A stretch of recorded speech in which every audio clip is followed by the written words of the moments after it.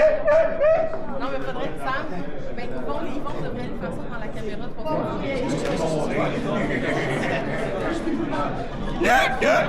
Je pense qu'elle a vraiment besoin de monde. Là, tout le monde reste à leur table pour l'instant. Donc, tout le monde doit rester à leur table. Donc, les quelques règlements sur la soirée. Donc, bienvenue tout le monde à cette simulation altitude. Oui, ils sont arrivés, donc oui, on peut s'amuser.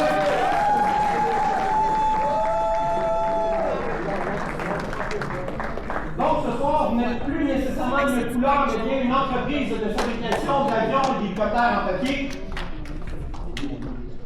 Qu'est-ce que l'altitude, en gros? Simulation économique globale. Donc, vous allez devoir acheter de la matière première, fabriquer, vendre vos produits finis, faire de l'argent, bien entendu, aller à la banque encaisser votre argent, aller acheter de la matière première, et ainsi de suite pour les 2 heures qui vont suivre la simulation. La simulation, c'est de la vraie argent. Altitude, vous ne partirez pas plus riche que vous êtes entré. Par contre, sachez que l'entreprise qui va avoir la plus grande, la valeur nette la plus élevée. La valeur nette, je dis, votre argent déposé à la banque à la fin de la simulation, moins les amendes. On va vous expliquer dans quelques minutes quelles sont les amendes. Donc, c'est ça votre valeur nette. Là, je vais vous expliquer un peu comment ça fonctionne, les zones et tout. Normalement, vous allez avoir dans vos pochettes. Je vais vous demander tout de suite d'ouvrir vos pochettes jaunes que vous avez sur dessus. Vous allez avoir des name tags que vous devez mettre sur vous. Vous avez, dans le fond, 6 positions dans les entreprises. La première, bien sûr, le président, VP production, VP marketing, VP finance et technicien de vol. Les autres, la 6e position, sont des fabricants d'avions dans l'entreprise. Vous devez choisir, on vous laisse quelques minutes pour choisir qui fait quoi. Puis je vais vous dire en gros qu'est-ce que vous allez pouvoir faire avec ce rôle-là après que vous les ayez attribués.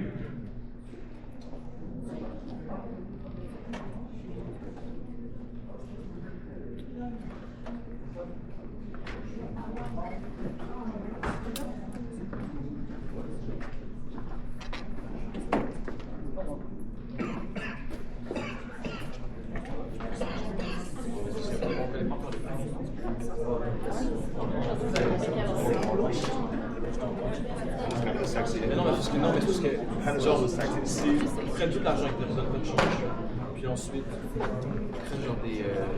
ils prennent des chèques. Fait que tout ça, Donc, maintenant que vous avez choisi, maintenant vous ne sortez rien d'autre là, comme matériel. Donc,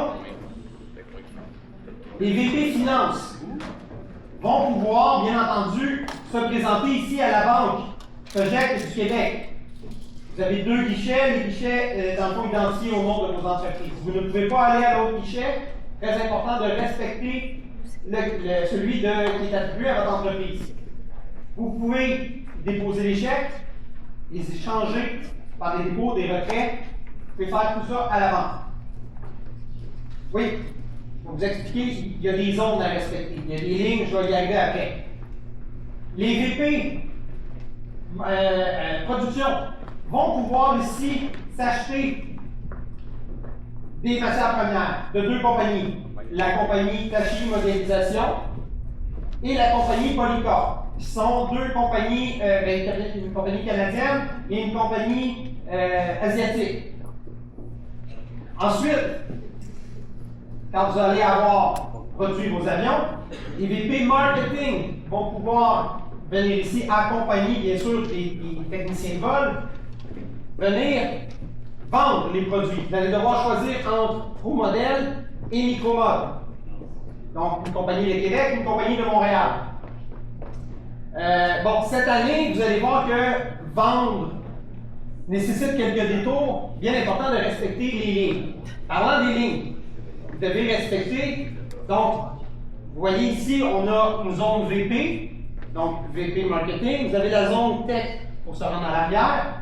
Et dans chacune des zones ici, vous avez des lignes vertes à ne pas dépasser tant qu'on ne vous a pas autorisé. Donc, on va dire que Yvon veut acheter du matériel. Il arrive pour passer la ligne.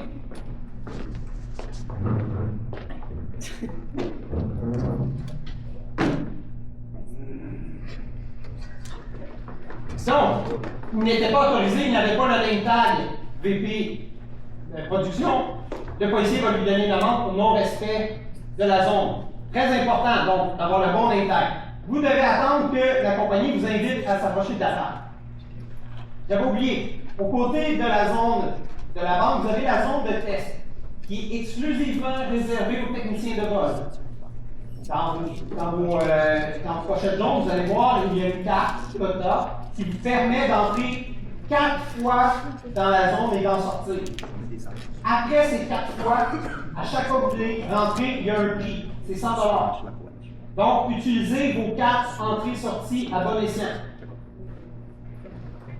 Je vous dis, un petit truc, encore là, c'est correct. Le technicien de vol a le droit de rester dans la zone et le président peut venir lui donner des avions pour qu'il les teste. Il n'est pas obligé, le technicien, de sortir pour aller chercher les avions et les retourner. Parce qu'à chaque fois qu'il fait ça, il perd une entrée. Les présidents, parlant des présidents, ce sont les seuls qui ont le droit dans le fond, se promener partout sans jamais pouvoir rien faire. Vous me dites, ouais, c'est ça que ça fait un président dans la vie. Pas vraiment. Mais dans le jeu, les présidents donc, peuvent accompagner le VP Finance, mais il ne pourra jamais traverser la ligne, il ne pourra jamais acheter, il ne pourra jamais vendre. Par contre, il peut aller donner des choses, comme donner des avions de techniciens de vol, il peut aller donner des avions pour la vente, il ne pourra jamais aller plus loin. Donc, le dernier poste que je vous disais, c'était celui de assembleur. Donc, ça, c'est les autres qui n'ont pas de name tag. Tout le monde peut produire. Mais, normalement, c'est ceux qui n'ont pas de name tag qui vont plus produire. Jusqu'à maintenant, ça va bien? Très important. Touche à rien sur les Oui, tables. on touche à rien sur les tables, s'il vous plaît. Tout dans les enveloppes, c'est ça qu'on vous l'autorise. Donc, vous avez un carton blanc. Vous pouvez faire ce que vous voulez, vous pouvez le séparer, vous allez pouvoir le couper et tout. C'est très important, quand vous allez dessiner vos logos sur les avions, vous allez avoir des charpies. L'encre passe à travers le papier et colore la table. On ne veut pas que ça colore la table, donc vous assurez que quand vous dessinez, vous avez un carton en dessous. Parce qu'on ne veut pas avoir de taches noires un peu partout sur les tables. Donc, si vous avez 2 personnes qui font des dessins, vous coupez le carton en 2 puis vous les séparez. D'accord? Très important, on va surveiller ça. Il ne faut pas que vous dessiniez aux côtés des cartons. Ça, vous allez oublier. Maintenant qu'on a parlé des ondes, je vais vous parler de ceux qui ont des postes mobiles. Les policiers. On a 2 policiers. Donc, on a l'inspecteur Gagné, qui est là-bas. Donc, l'inspecteur Gagné a plusieurs années d'expérience en surveillance de compagnies aéronautiques comme les vôtres. Lui, il va s'assurer du respect des règlements. Je vais lui laisser la parole pour qu'il vous explique quels sont ces règlements. Mais juste avant, nous avons aussi son fidèle assistant, donc le caporal Hamel, qui est, nerveux. Donc, il ne faut pas l'énerver, respecter les règlements. Donc, je laisse la caporale, pas la caporale, l'inspecteur Gagné vous expliquer quelles sont les différentes amendes possibles. Donc, la liste des amendes. Comme on est dans un endroit quand même assez restreint, qu'il y a beaucoup de monde, on n'a pas le droit de courir. Okay? Donc, si on en prend à courir, c'est 100 $ d'amende à chaque fois. Si vous ne respectez pas les zones, donc si il y a quelqu'un qui traverse une zone qui n'est pas supposé la traverser, c'est 150 $ d'amende. C'est une inconduite, donc crier, injurier, comportement antisocial, 250 $. Tricherie, donc un outil illégal, produire un moment interdit ou ne pas respecter les règles que Jordan vous donne, c'est 500 $ d'amende. Les amendes sont données à chaque fois au niveau des finances, ça baisse vos finances automatiquement. Donc, vous n'avez pas à. Il est possible qu'on double les amendes à un moment donné. Ça peut doubler. Puis, pire que ça, si, à un moment donné, on trouve que les amendes, par exemple, courir une fois, courir deux fois, si on trouve que vous ne comprenez pas, on peut vous retirer un badge. Donc, on peut vous forcer à rester à votre table. Parce que, bien sûr, si vous n'avez pas de badge, vous ne pouvez pas vous promener. Vous devez rester à votre table. Si, pour une raison ou une autre, vous devez sortir de la salle pour aller aux toilettes, vous devez avoir un badge. Donc, il faut que la personne qui s'en aille, vous allez devoir vous départir d'un badge pendant un certain. Donc, je vous conseille fortement de nommer un nouveau président. Donc, mettons, quelqu'un dans votre équipe n'a pas de badge, il veut aller aux toilettes, bien, donnez-lui le badge de président, il peut partir. Il va devoir acheter. Donc, vous privez du président pendant qu'il est parti aux toilettes. Une seule personne peut sortir par équipe. Donc, si vous avez besoin de sortir, c'est un. Quand l'autre revient, on donne le badge et on sort. Bon? Une question? Non? OK. Oui? Oui? Ben, n'importe lequel. Mais si vous mettez finance hors, vous avez besoin d'argent, il n'y a personne pour aller avant.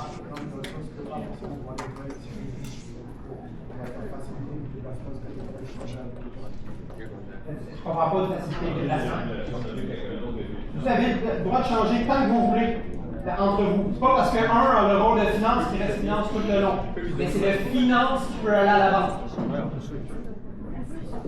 OK? Donc, c'est pas que j'avais marqué, mais. Oui? OK, attendez, on y arrive.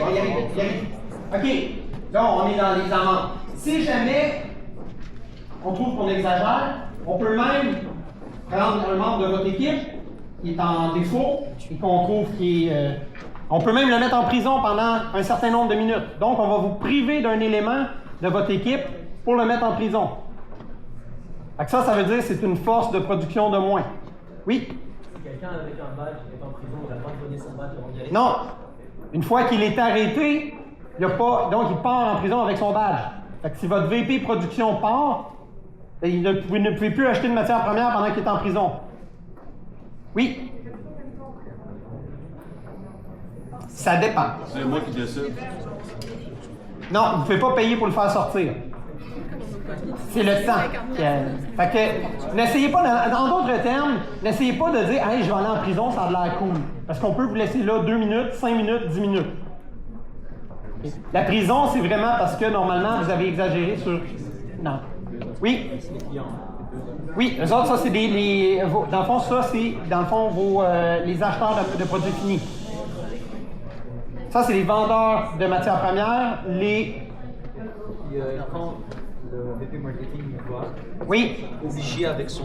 Oui, parce que lui, dans le fond, ce qui va arriver, je vous l'explique rapidement, le tech va aller faire le test final pour évaluer la valeur de votre... Parce que dans le fond, vous pouvez... Si votre avion tombe dans le blanc, donc le mur et tout ce qu'il y a alentour, c'est le prix de base. Si ça touche le bleu, vous avez un pourcentage de plus, le jaune, le rouge. Donc, plus vous allez au centre de votre cible, plus votre avion ou votre hélicoptère va valoir cher. Donc, c'est très important d'avoir un bon technicien de vol. Il ne sert pas le VP marketing. C'est ça. Le VP marketing, lui, négocie. Il va recevoir le chèque. Il va recevoir, parce qu'il ne faut pas oublier que ce sont des acheteurs. Donc, si votre avion n'est pas à leur goût, le logo n'est pas à leur goût, ça se peut qu'ils refusent de vous l'acheter. À ce moment-là, si vous avez vu, il y a une seule façon que vous pouvez faire accepter, c'est d'utiliser, puis là j'arrivais à mes derniers, mais non le moindre, ils sont vos experts en fabrication. Donc eux, ils ont 2 rôles. Un, vous aider dans la fabrication des avions et des hélicoptères, et 2, ils peuvent certifier que votre avion ou hélicoptère, malgré le fait qu'elle ne soit pas physiquement belle, elle est de qualité. Mais ça se paye. Donc, vous avez des étangs, ils vont vous mettre des étangs. Donc, exemple, vous avez un hélicoptère qui, pro-modèle et micro-mode, disent non, elle n'est pas de bonne qualité, selon nous. Ils vont vous dire, ben faites-la vérifier par un expert. Et là, ils vont vous dire, bon, ben... Vous n'avez pas fini. OK. Donc, ils vont vraiment vous mettre un étampe une fois que vous allez avoir payé. Et là, à ce moment-là, eux, ils vont être satisfaits. Ils vont pouvoir acheter vos avions, vos hélicoptères, malgré le fait qu'ils ne soient pas nécessairement esthétiquement beaux. Maintenant, je vais vous inviter à regarder dans vos pochettes noires. Dans les pochettes noires, vous allez avoir vos outils. Donc, vous allez avoir des crayons, des ciseaux, des règles, tout pour vous aider à fabriquer vos avions. Oui, question? Non, seulement le débit de production. Oui.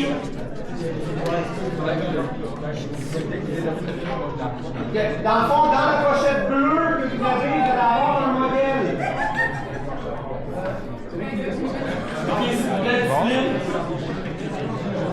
Oui. Non, les prix vont être, s'il vous plaît, tout le monde, les prix, vous allez avoir des journaux qui vont vous donner les prix sont affichés dans chacun des kiosques.